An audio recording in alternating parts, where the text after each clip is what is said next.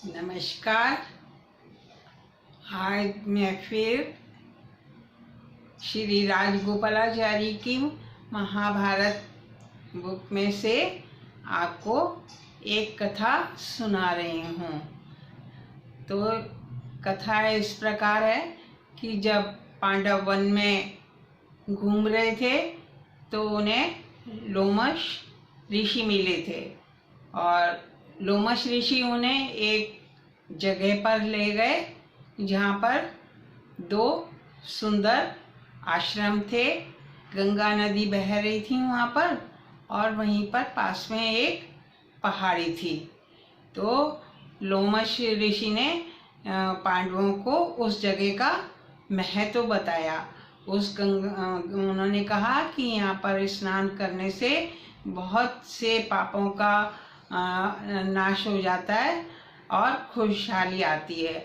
और उन्होंने क्या कहते हैं ये समझाया कि यहाँ पर कई लोगों ने स्नान किया था और वो स्नान करके अपने पापों से मुक्ति पा गए थे और पवित्र हो गए थे। और ये भी बताया कि इंद्र ने जब धोखे से एक राक्षस को मार दिया था तो फिर उसका प्रायश्चित करने के लिए इंद्र ने भी यहाँ पर आकर के स्नान किया था। तो उन्होंने पांडवों को कहा कि आप लोग भी यहाँ पर स्नान करिए तो आपके जो दुख कष्ट हैं और उनको आपको सहने की शक्ति मिलेगी और जल्दी उनका नाश भी होगा। तो उन्होंने उस जगह का महत्व समझाते हुए बताया कि यहाँ पर पहले दो बहुत ज्ञानी ब्राह्मण रहते थे, विद्वान रहते थे, जिनके दोनों के आश्रम पास पास में थे। तो एक का नाम था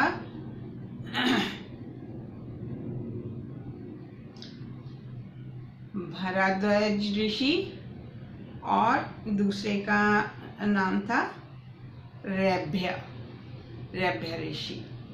तो रैभ्य ऋषि के दो पुत्र थे, अरावासु और परावासु। और रैभ्य ऋषि जो थे वो भी बहुत विद्वान थे और उन दोनों के जो दोनों पुत्र थे उनको भी उन्होंने बहुत अच्छी शिक्षा दी थी और उन्होंने बहुत अच्छी विद्या प्राप्त करके और काफ़ी ज्ञानी हो गए थे। और जो भारद्वाज ऋषि के एक पुत्र था उसका नाम था यावाकरिडा।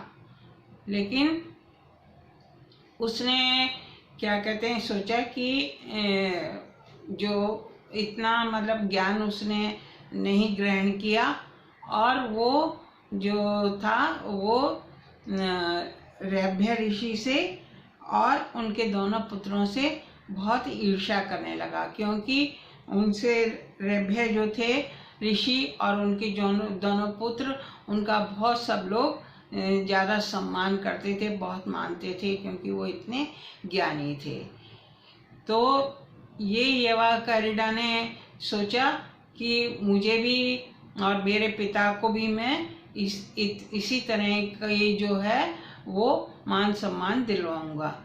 लेकिन उसने कहा कि मैं ना तपस्या करके और फिर सारे वेद शास्त्रों का ज्ञान मैं प्राप्त कर लूँगा। तो मैं तपस्या करके और देवताओं से ये वरदान ले लूँगा कि मुझे सारे वेद शास्त्रों का सबका ज्ञान हो जाए। तो इस वजह से वो जंगल में गया और जा कर के उसने क्या कहते हैं तपस्या करनी शुरू कर दी और बहुत कठिन तपस्या करके मतलब अपने शरीर को भी कष्ट दे के वो और तपस्या करने लगा वरदान प्राप्त करने के लिए। तो इंद्र जो थे वो उसके सामने प्रकट हुए, यावाकरिडा के सामने, और इंद्र ने उसको कहा वरदान मांगने के लिए। तो यावाकरिडा ने कहा कि आप मेरे को ऐसा वरदान दीजिए कि मैं बिना विद्या प्राप्त किए और मेरे को सब वेद शास्त्रों का ज्ञान हो जाए। तो इंद्र ने उसको समझाया यवाकारिडा को कि देखो ज्ञान जो प्राप्त होता है वो सिर्फ विद्या प्राप्त करने से ही होता है। वेद शास्त्रों का तुम अध्ययन करो और तभी तुम्हें ज्ञान प्राप्त होगा, ऐसे ज्ञान प्राप्त नहीं होता है। तो ये कहकर और इंद्र चले गए। लेकिन यवाकरिडा जो था वो बहुत ज़्यादा मतलब वो था, जिद्दी था और उसके मन में ईर्ष्या थी और वो जो था रावासु परावासु और उनके पिता को अपमानित भी करना चाहता था एक तरह से कि मैं अपना और अपने पिता का मान ऐसे विद्या ग्रहण करके वर प्राप्त करके और मैं करूँगा। तो फिर वो दोबारा से उसी तपस्या में लग गया और तपस्या करके और अपने शरीर को बहुत कष्ट दे करके, और उसका जो शरीर था बहुत निर्बल हो गया, काया बहुत निर्बल हो गई, लेकिन उसने वो तप करता रहा।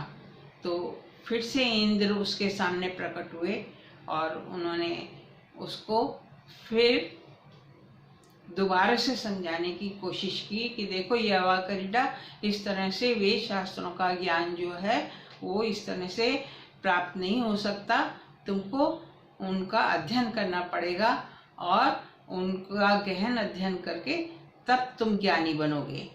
लेकिन उसने यवाकरिडा ने उनकी बात नहीं सुनी इंद्र की, और इंद्र तो चले गए और फिर वो फिर से तपस्या में लग गया। कुछ समय के बाद वो एक दिन सवेरे जब गंगा नदी में स्नान करने के लिए जा रहा था तो उसने वहाँ पर देखा कि एक बहुत ही वृद्ध व्यक्ति जो है वो वहाँ पर क्या कहते हैं, नदी के किनारे, गंगा जी के किनारे बैठा हुआ है और दोनों हाथों से मुट्ठी भर भर के उस नदी के अंदर वो उस मिट्टी को डाल रहा है। तो जब यवाकरिडा स्नान करके निकला तो उसने उस व्यक्ति को फिर देखा, वो वही काम कर रहा था इतनी देर से, इतनी कृशकाया थी उसकी, इतना व्रत था और वो मुट्ठी भर भर के रेत जो था वो गंगा नदी में डाल रहा था। तो उसने पूछा कि बाबा ये तुम क्या कर रहे हो? तो उसने कहा, वृद्ध व्यक्ति ने कहा कि मैं ये मुट्ठी भर भर के इस नदी में मिट्टी डाल रहा हूँ जिससे कि इस नदी के ऊपर एक पुल बना सकूं। एक पुल बन जाएगा तो फिर इधर के जो गांव वाले हैं उनको उधर उस तरफ जाने में बहुत सुविधा हो जाएगी, क्योंकि अभी उनको बहुत असुविधा होती है। इसलिए मैं पुल बनाने के लिए इसके अंदर ये मिट्टी डाल रहा हूँ। तो यवाकरिडा जो था वो हंसने लगा और कहने लगा कि बाबा मुझे कहनी तो नहीं चाहिए ये बात, लेकिन आपकी आयु को देखते हुए आप इतने बड़े हैं, लेकिन फिर भी जो ये आप कार्य कर रहे हैं ये बहुत मूर्खता का कार्य है, क्योंकि इस तरह से तो पुल नहीं बनेगा।